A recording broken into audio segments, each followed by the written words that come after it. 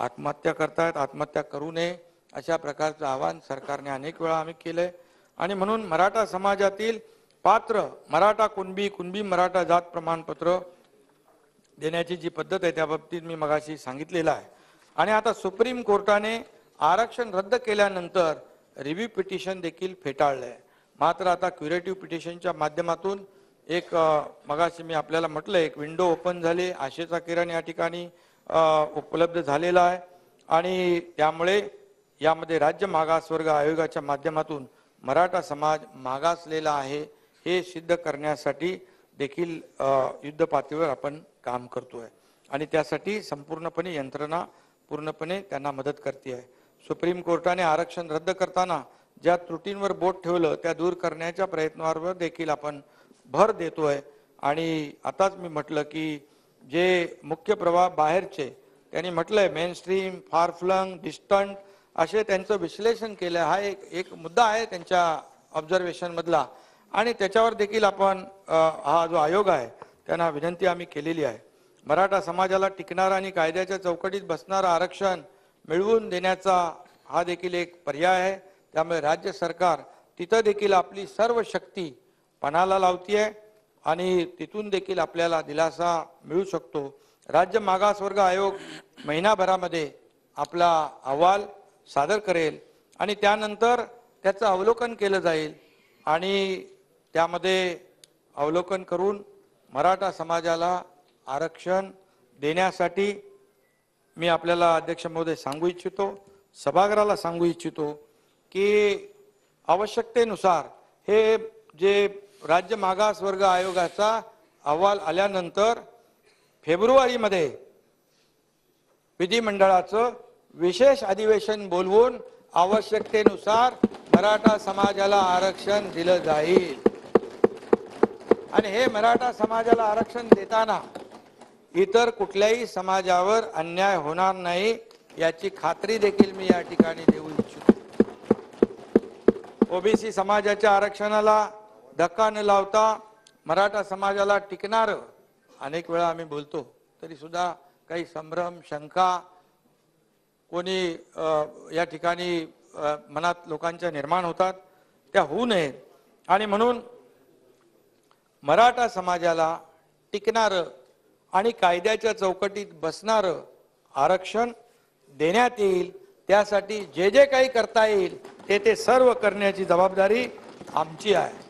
आणि मराठा समाजाला आरक्षण देण्याबाबत अशोकराव मी काही लोक म्हणाले इकडे की छत्रपती शिवाजी महाराजांची शपथ घेतली। हो मी छत्रपती शिवाजी महाराजांची शपथ घेतली कारण छत्रपती शिवाजी महाराज हे आपल्यासाठी आराध्य दैवत आहे, ते आपले आदर्श आहेत आणि त्यांची शपथ घेतलेली आहे मी।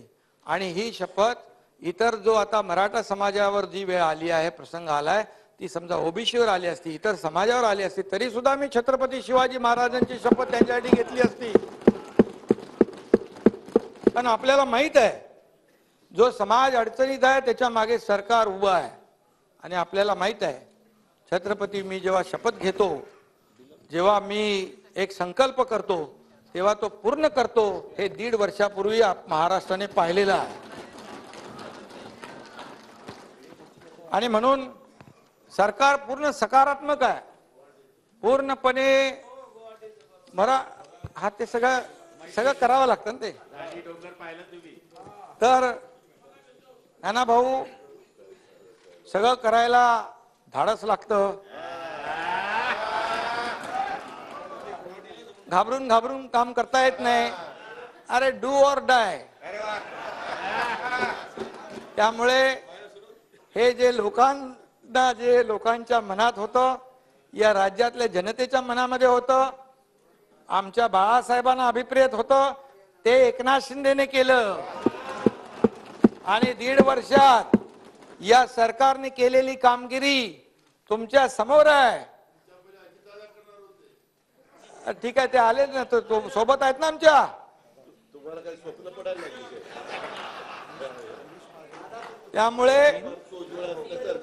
त्यामुळे नाना भाऊ बघा अजित दादांनी काय सांगितलं या देशाचे आदरणीय प्रधानमंत्री मोदी साहेब या देशाचं या ठिकाणी नेतृत्व करतायत आणि त्यामुळे या ठिकाणी आम्ही त्यांच्या बरोबर अरे बोलू दे ना, बोलू द्या. आणि म्हणून विकासाबरोबर अजितदादा आलेले आहेत आणि म्हणून मी आपल्याला सांगू इच्छितो की जे आपण कुणाच्याही मनामध्ये संभ्रम बिलकुल राहता कामा नये. कुणबी ज्या नोंदी आहेत या 1967 पूर्वीच्या कुणबी नोंदी आहेत. पुन्हा एकदा मी सांगतो, ज्या नोंदी जुन्या सापडलेल्या आहेत त्यांच्या ब्लड रिलेशन मध्ये जे लोक असतील त्यांना आपल्याला त्याचा फायदा मिळेल. असं कोणी काहीतरी सांगताय एकाला मिळाल्यावर 500 लोकांना मिळणार, परंतु हे जिकडे मिळतच नव्हते दाखले, त्या जस्टिस शिंदे साहेबांनी जे काम केलं त्याच्यामुळे मिळायला लागल्या. आणि तुम्हाला मी सांगतो, मी पहिले अगोदरही सांगितलं, कुणाला न्याय देताना कुणावरही अन्याय होणार नाही आणि आम्ही सरकार म्हणून आमची सगळी जबाबदारी आहे. आणि म्हणून मी आंदोलनकर्ते जे आहेत म्हणजे ओबीसी मधले असतील, आपले मराठा समाजाचे जरांगे पाटील असतील, यांना देखील माझं नम्र आव्हान आहे की सरकार एवढं पॉझिटिव्ह आहे, सरकारने काम केलेलं आपल्या समोर आहे.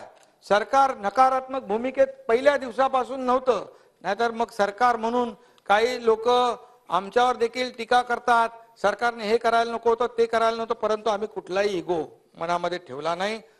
छोटा माणूस आहे का मोठा माणूस आहे, नाही तर मुख्यमंत्री मंत्रिमंडळ अतिशय जेव्हा ज्या ठिकाणी आवश्यकता आहे त्या ठिकाणी गेलेला आहे, तिथला विषय जो सोडवलेला आहे.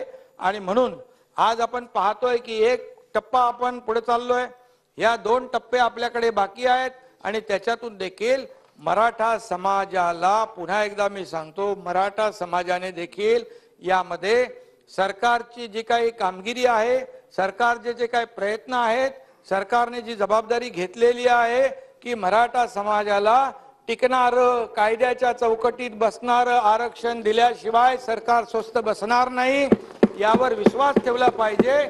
आणि यावर विश्वास ठेवून आपण जे काही आंदोलन आहेत ती आंदोलने देखील या ठिकाणी राज्यामध्ये कायदा सुव्यवस्था, कायदा नाही, माझं कंप्लीट झाल्यावर कायदा सुव्यवस्था नाही, बसून घ्या त्यांचं चालू झालं रिप्लाय चालू आहे, झालं नाही रिप्लाय चालू आहे, खाली बसा. एक मिनिट, एक खाली बसा, कायदा सुव्यवस्था अबाधित राहील बसा. याची काळजी सरकार घेतच आहे, परंतु विरोधी पक्षाची आपली जबाबदारी आहे आणि या राज्यातल्या जनतेची जबाबदारी आहे.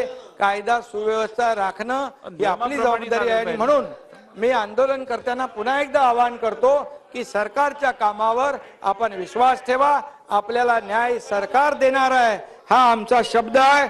धन्यवाद. जय हिंद, जय महाराष्ट्र.